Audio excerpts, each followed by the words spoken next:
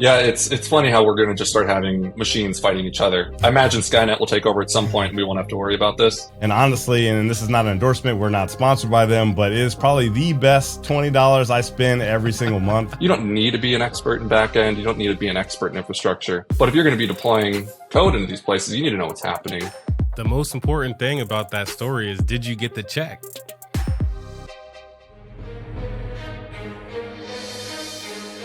Who says tech can't be human?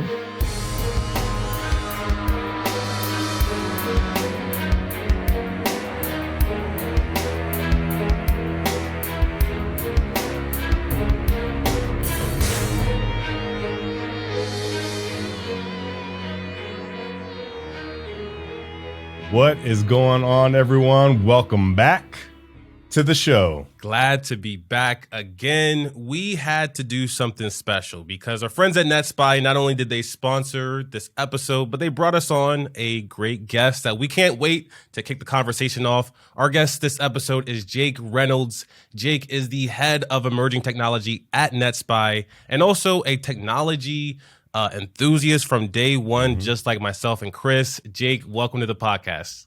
Hey, Ron. Hey, Chris. Thanks for having me. Yeah, absolutely. One of the things we got to talk about off the rip is you have a very interesting, I wouldn't say super unique, because I'm sure there's a lot of people out there with the same story, but I would love to hear how you first got exposed to the world of hacking and technology and what got you interested in pursuing it. Yeah, absolutely. If I was in my office at work right now, you'd actually see the picture of Hackers the movie behind me, which I feel like every single hacker has that story. In seventh grade, I saw it for the first time, and the real world's a little bit different, but at the time it was a very romantic idea that I always wanted to do. I never really figured out how to enter that space until I got into college. You know, I was an intern doing web development, and we had some internal pen testers hack our product. And that's when it clicked. I was like, oh, Angelina Jolie's actually out there hacking stuff day in and day out. It was so cool. And, you know, I had the opportunity to join that team, do some bug bounties, you know, do a lot of research. I came from the position of being an engineer, so it's very easy to learn how to break things when you know how to build them. And then shortly after that, I had the opportunity to join NetSPI, where I've gone through a couple of positions of pen tester for a couple of years, product manager, and now much more of an engineering focused role, building tools for the hackers. It's been a really fun way to expose myself to the industry. That's awesome. I mean, when you look at your LinkedIn, it says, you know, full stack engineer. And I think that's, you know, one of the coveted titles. I think the only thing above that is 10X engineer, but I don't think anyone ever calls themselves that. So why don't you explain exactly what a full stack engineer is and why is that so important in technology? Yeah, absolutely. I want to preface this with every kind of engineer is, you know, important. I focus specifically on the full stack area, but, you know, focusing on the front end, the back end is also a perfectly valid career path. But to me, in the way that I see engineering, I really like to be self-sufficient, right? If I could have $100 million in revenue for a SaaS company that I was the only engineer at, right? That's the goal. So trying to master that stack of the front end, back end, infrastructure, QA, unit testing, everything so that I know every component of what's happening in an application is extremely important to me. And it's something that is extremely important for me and engineers that I interview of. You don't need to be an expert in back end. You don't need to be an expert in infrastructure. But if you're going to be deploying code into these places, you need to know what's happening. You need to be able to put in that mindset of, okay, I just spoke with the product manager. They want this feature. If you only know the front end, it's hard to understand maybe the implications of the back end, right? You don't have to be an architect. You don't have to be an expert at it. But then you can sit down on the weekends and you can build entire apps just for fun, right? You don't need to go out and find other people to do things. Now, I'm a terrible designer. And I think the dream full stack engineer, you see some of these people out there, they're incredible designers on top of all this engineering talent. But being able to just have all this knowledge, you know, I think it's a master of none, right? But it's really fun to be able to poke around in all these different areas and solve a lot of different problems every day. Master of none, but army of one. I would love to build a $100 million product by myself or with Chris, you know, because we love each other. I would love to do that. But, you know, one of the things that comes up over and over again for people that are full stack or teams that have front end and back end engineers is security. And so much has changed with security, especially that we're using the cloud so much more. When I'm developing, I'm not necessarily keeping security in mind, even though I'm a security practitioner. The attack surface is just so vast. Like, am I really going to go through every single application and setting and make sure it's best practice? I should, but sometimes I don't because of the time constraint of my day. What do you have to say about like the attack surface now that you get to see just everything, front end and back end? Yeah. So the product I lead at NetSPI is our attack surface management platform, right? We scan the internet, find all the fun stuff that is exposed to the entire world. As much as I like to believe I write the most secure code in the world, I think it's always about planning for when something happens, right? Mm-hmm. If something happens, Right. how fast are you going to detect it? How fast are you going to be able to respond to it? Right? You both come from kind of the detection and response side. How fast is that team going to be able to identify if I have a SQL injection in my code, right? God forbid. I think there's a lot of strong coding principles you can put in place and train your engineers properly. But the attack surface is so vast, especially with a lot of the top financial institutions we work with, technology companies. You're not going to get it right 100% of the time. So having tools in the pipeline that after it's in production, you're able to check these things and find them out. And then testing yourself, right? Open a port, see if your team even discovers it. It's kind of a crazy world out there that it's depth, right? Defense in depth. You just got to keep testing yourself every single day. Mm-hmm. Mm-hmm. When you look at the attack surface today, it's definitely expanding for a lot of organizations. Digital transformation brought a lot of people out of the organization into their homes. And so there needs to be connectivity between those two. People are bringing on SaaS applications. That widens the attack surface even more. What are you seeing as a trend for attack surface management or attack surface in general? Are we headed in a direction where we're being more safe, or do you think it's still kind of the wild, wild west? Things are growing disproportionately to we're able to secure them. Yeah, I don't think we're hopeless. I think there is a light at the end of the tunnel. I did a presentation a couple of years ago just on the OWASP top 10 at a developer conference, trying to, teach engineers about security. And I mapped out how the different 10 categories have shifted over time. And since, the top 10 came out, it's almost always been the same 10 things. Same with external network security, I think, for the most part, that, it's the wild, wild west, but we're not, aside from maybe nation state threat actors, it's the same stuff, right? You have some open ports, you're running old technology, there's a backup out there you forgot about.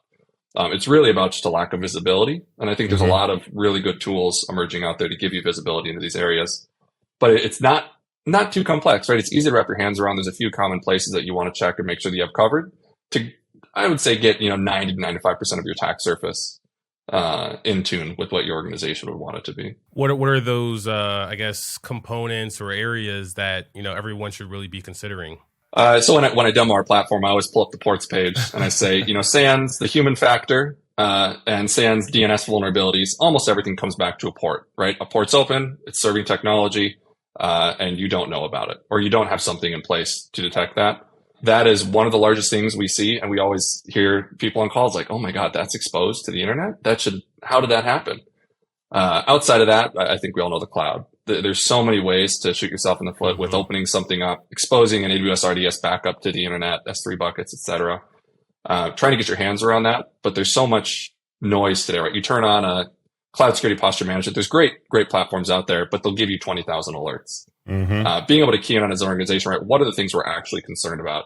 You turn on, you'll even have 500 criticals, right? Within that, what are actually exploitable? That's a much larger area than just ports. But I think it's something important to look at when you're trying to cover the primary parts of your attack surface.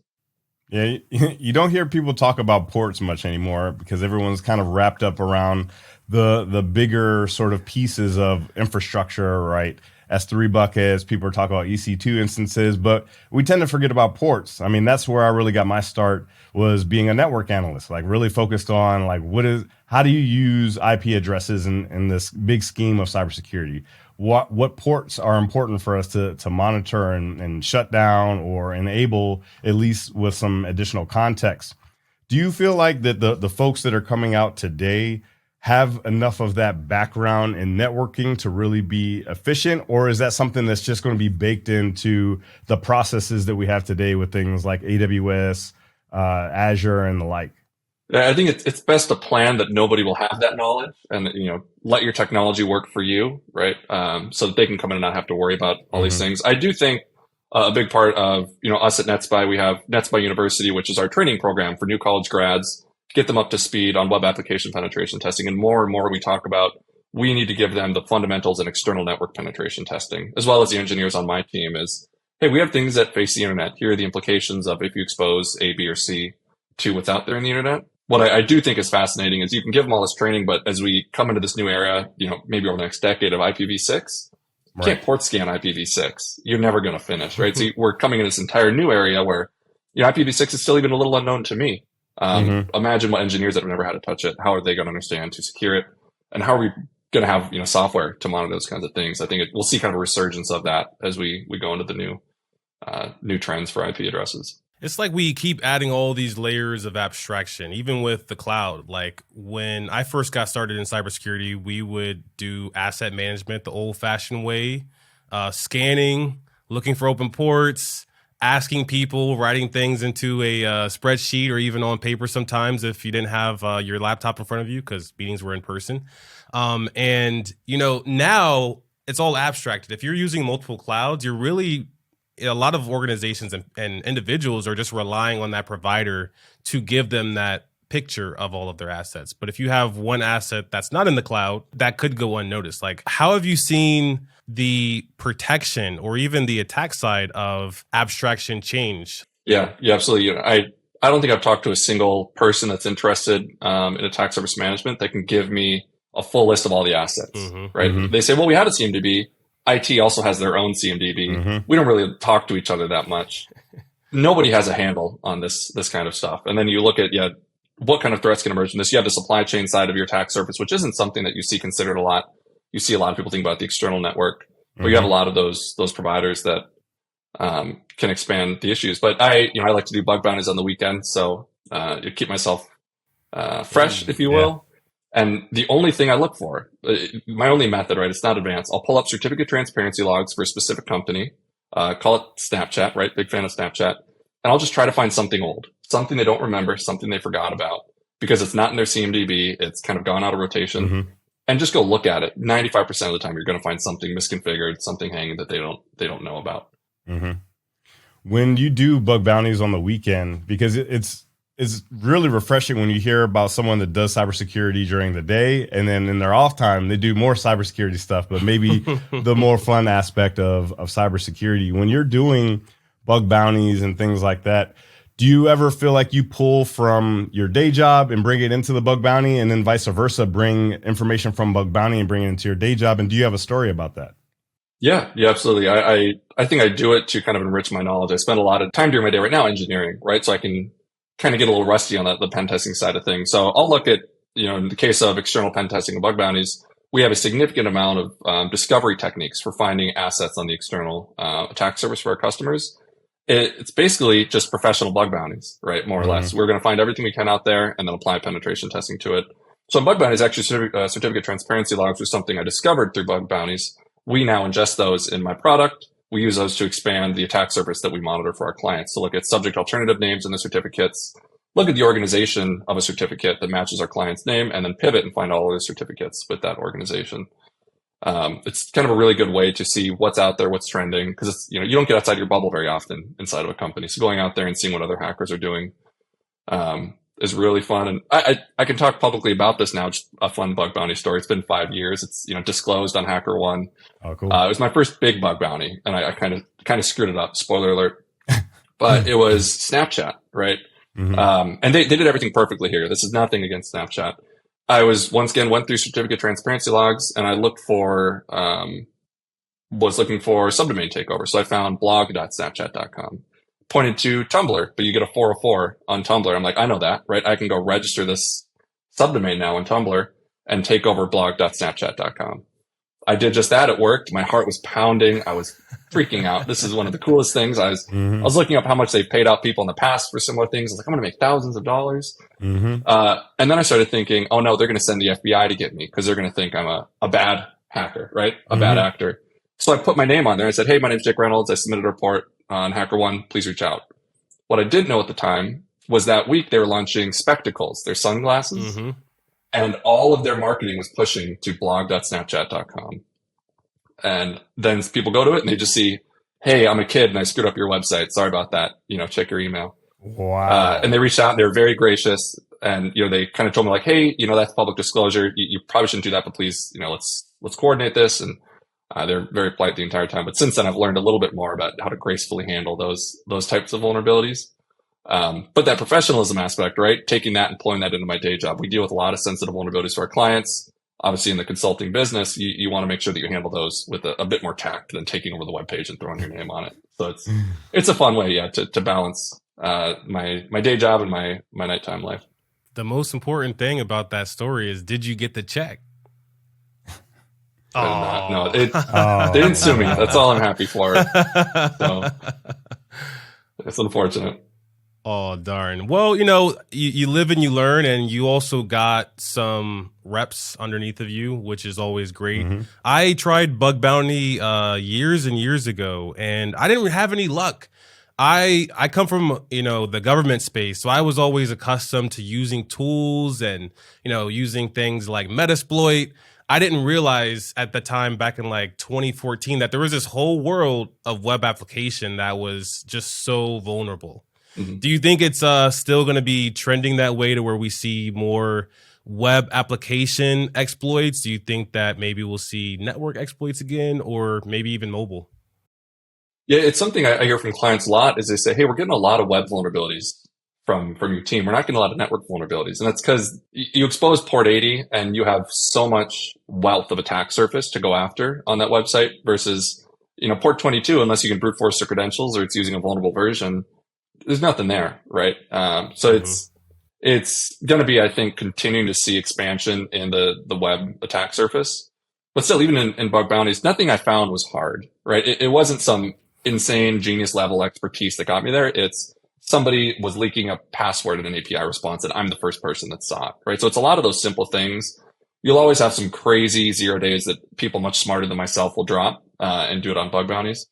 But it's always those simple things that really sneak up and get you on websites. There's just so much possibility for that because so much of it is homegrown technology versus nobody's rolling their own SSH server or their own FTP server, more or less, right? People that do, they end up getting in trouble. But. I need to jump in here for a second because our sponsor and friends at NetSPI wanted us to ask you, our listeners, a question. Are you constantly wondering what else is on your attack surface? NetSPI has created an attack surface management platform to help you make sense of it all. NetSPI has a team of skilled pen testers that can help you find those critical vulnerabilities and become your partner in creating the right remediation game plan for you. To learn more about NetSPI, visit netspy.com/HVM and tell them Hacker Valley sent you. Thank you, NetSPI, for sponsoring this episode. Now let's get back to the conversation. Someone who's like really looking at emerging technologies, I'm sure you're all in on things like AI. You're all in on ChatGPT, I'm sure. I've been messing around with ChatGPT since I heard about it. And honestly, and this is not an endorsement, we're not sponsored by them, but it is probably the best $20 I spend every single month.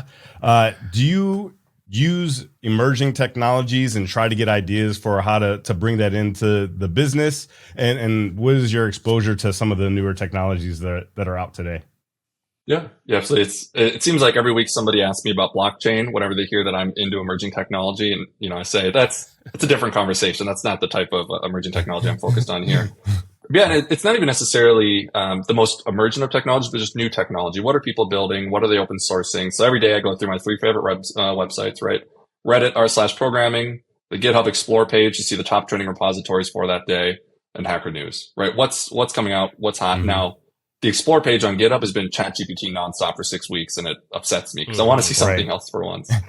But seeing out there and seeing, what tools are people open sourcing? Are they open sourcing nice new authentication frameworks or ways that we can reduce the amount of code we write and use more battle tested, more robust and more easily secured code, right? Because the less code I manage, the less chance there is for vulnerabilities to be introduced to it. So trying to find ways to use the intelligence of others. And then you look at, what are the crazy CVEs that are coming out, right? I see that as an emerging technology, just new ways to abuse software that is available in the world. But it's a nice thing. We do play around a lot with ChatGPT. We have a cybersecurity research engineer on my team, and his focus is to work with our hacking team and automate their jobs. And one of the things we like to do on websites is try and identify if a server supports vhosts. So if multiple domain names resolve to a single IP address, let's send each combination of domain and IP to that host and see if we get different responses. The problem is we run a lot of our scanning in Lambda functions. Lambda functions have a read-only file system. So we can't modify Etsy hosts. And a lot of we're using third-party scanners that we can't control the DNS resolvers of. It's been a problem we've been researching for a long time. He gave it to ChatGPT. ChatGPT wrote him a program in C that'll bind to libc and intercept all requests to DNS resolvers and instead substitute them to temp/hosts, which is a writable file system. This is something that, I've been struggling with forever. And stupid old ChatGPT beat me to it. It kind of takes a ding to your ego. But it's so fascinating that I'm not a great C developer, but I can now use these tools that plug into the kernel or plug into libc in ways that would take me hours, if not days, to get done. So it's fun seeing not only how we can use emerging tech within NetSPI to make our lives easier and our programs better, but then deliver that result to the end user is kind of a fascinating place to be. And that's what excites me most, is finding a new library, finding somebody that beat me to an idea and wrote it 10 times better than I ever could have. It's really fun. Back in 2016, DARPA put on a AI CTF at Black Hat, and it was so cool. Everybody was talking about it that year. People couldn't get enough of it. But all of a sudden, ChatGPT comes out, and now everybody says, stop talking about ChatGPT. I'm so over it. Do you think that we're at the top of the hype, though? Like, it seems like the tech is just so young and ripe that it's going to be here to stay. And I don't know if we've even scratched the surface on the use cases quite yet. Yeah, it's difficult. I told myself, I think all three of us have probably lost some amount of money on Bitcoin. Maybe it's just me. I'm terrible at those things, but I always told myself, next time Bitcoin Solana. is boring, or Solana, next time Bitcoin's boring again, I'm going to buy a bunch. And not just boring, but nobody's talking about it, right? It's dead. Because that's when you want to get into these kind of things. That's how I think ChatGPT. I think there's still some way for it to go upwards on this hype cycle. Then it's going to come down, right? The marketing hype will kind of fall down. The public will get used to it. And that's when the real innovation is going to begin, right? When it's not some kind of, you get a crazy valuation just because you have AI, but what actual value are you extracting from these systems? How are you innovating? And then hopefully in the second hype cycle, you're on board that terrain and you have some really, really unique solutions for it. But I'm excited to see, outside of the cool gimmicks that we've all seen, how it's really going to change our day-to-day lives over the next 5 to 10 years, not just adding some cool widgets here in the next couple months. Yeah, I'm not only expecting kind of that down cycle for ChatGPT and other AI stuff, I'm counting on it, because I started using like Midjourney back in the day when it first came out, and it was decent. It was pretty good. And then you didn't hear anything about it. And then one day I was like, let me hop in here, see what version they're at, see what improvements they've made. Like, it's infinitely better than what it was when it first came out. I mean, you could spin up a high quality HD image of just about anything you could dream up. And I'm like, I'm going to use this. And I don't care if anyone else is just kind of like, that's yesteryear's news. And I'm sure the same thing is going to happen with ChatGPT. GPT-4 just came out, and it's an iterative improvement against GPT-3. I think that's going to happen a lot with a lot of technology. There's going to be that hype cycle. Everyone's going to be like, oh, this is the best thing ever. People are going to get sick of it. And then it's only going to live in the minds and the day-to-day of the people that are true technologists and say, hey, I'm going to use this to improve myself. I'm going to use this to 10x the output of my work. So, I mean, people are sleeping on it, but I think that's a mistake. Yeah, I think, for us, one of the problems I have is I find all these fun technologies and they're all SaaS platforms. Yeah, we're a cybersecurity company. Our clients don't like us sending their data to other people. So if I can't self-host it, it's going to be very hard to use it. And now you have platforms like Hugging Face, right? Or places that you can start pulling models from. I think once we get some really solid self-hostable platforms to use these models and play with them and put them into our technology and train them on proprietary or sensitive data, I think, us personally, NetSPI as a company, we'll see a greater adoption of it. And then, I'd love to use GitHub Copilot, but we don't want to, even though our source code is, hosted in GitHub, I don't want them training and using our data for those kinds of things. So self-hosted model, I think will help the adoption in either highly secure environments or, the Fortune 500 that, have those kinds of security controls in place. Oh man, now that I've seen it, I can't unsee it. I can't imagine a life without Copilot. Copilot is literally my Copilot. It helped me build the Hacker Valley website. And we were having a conversation before we recorded, and you were telling us that if there was a piece of tech that was out there that you needed, it would be something that would help increase your bandwidth to code, increase your bandwidth to create ideas, increase your bandwidth to communicate. And I loved it. What would you say is that piece of machine built or AI, ML piece of technology that cybersecurity needs? Yeah, that's a difficult one. I think, earlier we were talking about CSPMs and that you'll get 500 criticals, 1,000 criticals. Today, everybody has a risk score or an AI score or something to help you, prioritize your data more or less. But they're still, I think, very surface level type of things. They don't actually have the intuition to put into context these vulnerabilities and let you know, oh no, this is, this will be a breach tomorrow if you don't fix it. This one's just the best practice, right? It's a vulnerable version of PHP, but you're not using the vulnerable component. I think adding in something like that can actually see the exploitability of vulnerabilities in your software will be huge. We use GitHub Dependabot, and 95% of the time it's, you'll have regular expression denial of service in a third-party JavaScript library. It's like, that's great, but I don't even use that library. It's a transient dependency, and we don't use any of that functionality. Having something that can take that more into context. See it with things like, I believe it's a company called Semly that got acquired by GitHub to have CodeQL, right? Almost like SQL for your code base, so you can put together intelligent queries to see how data moves through the application, right? And if this data is not validated by the point it gets to the database, it's SQL injection, for example.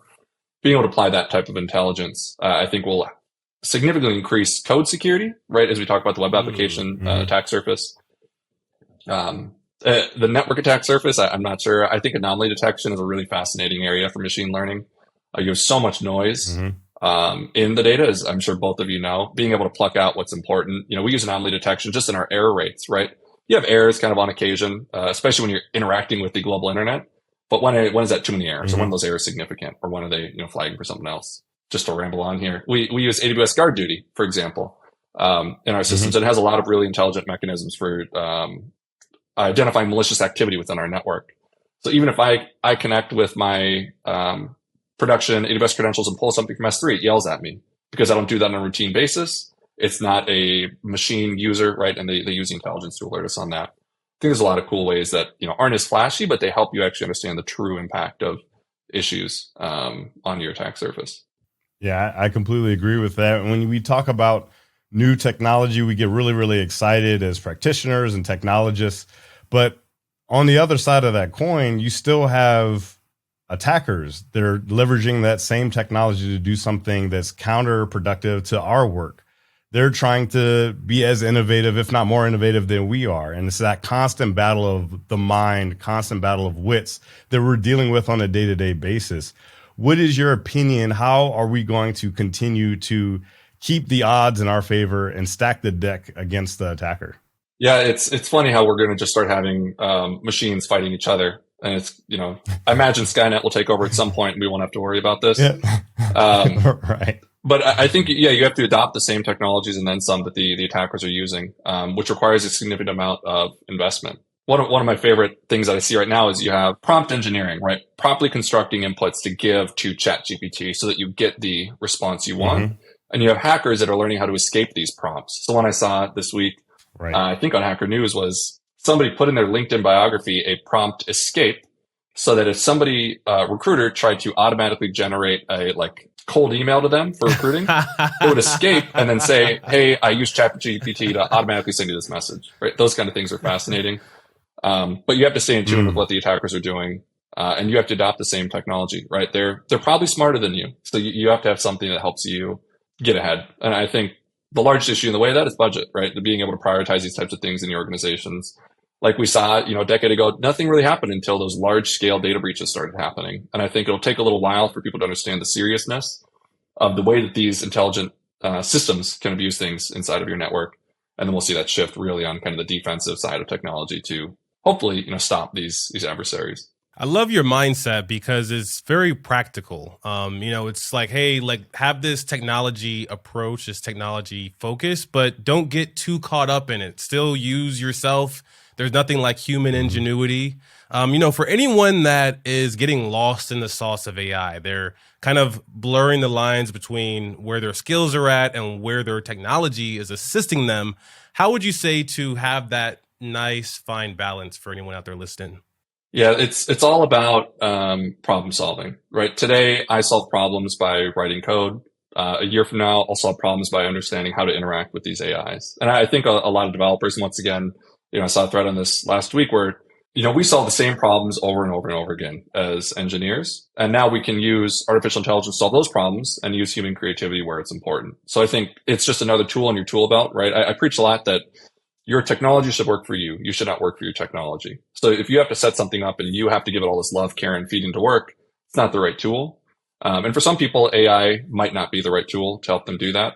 But I think finding out, putting your ego aside, how it can replace the parts of you that are not providing value to your company or to your software, and spending your time focusing on what's important. Which in hacking, luckily, I don't think machines will evolve soon enough in the near future to be able to replace that true human element of connecting these disparate data sets, and understanding the importance of prioritizing certain areas in the attack path or certain vulnerabilities or exposures. But yeah, it's going to be a hard balance to find. I think it scares myself personally, but a lot of people on, am I going to be replaced by this? And it's no, but you're going to change, right? The type of work you will do is going to be significantly different in a couple of years.